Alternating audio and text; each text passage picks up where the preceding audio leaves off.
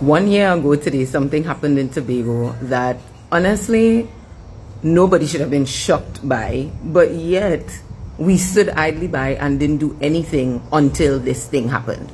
So 1 year ago today, Tobagonians went to the polls to elect a new THA representative, Tobago House of Assembly representatives. And while you might be thinking to yourself, oh, that's so cool and that's so cute, guess what? It ended in a deadlock. It ended in a 6-6 impasse. It ended in a stalemate. You get the point. There were 6 on one side and 6 on the other. There were 5 parties who entered and 2 parties went head to head, right? On one side, you had the People's Democratic Patriots, led by deputy of the party, which is now current Chief Secretary Farley, Augustine.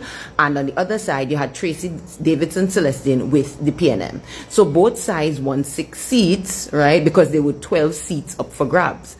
So my thing is just always like, okay, on the national level, right? In Trinidad and Tobago politics, we've seen a stalemate like this happen before.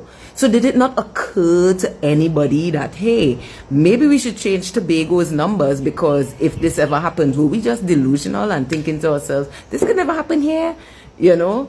So what it resulted in was uncertainty. There was lots of uncertainty. I mean, and for several weeks, actually for months, right?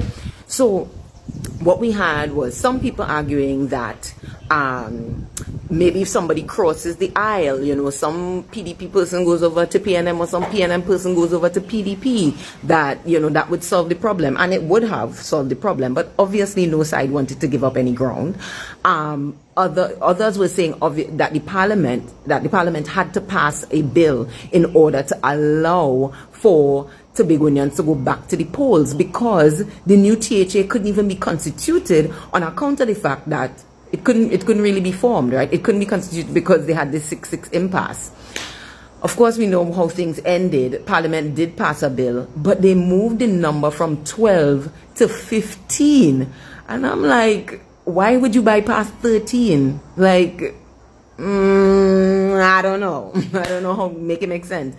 But they went straight to 15. And so now we had a 14-1 when we did go back to the polls on January 17th in favor of the PDP, who now is in control of the Tobago House of Assembly.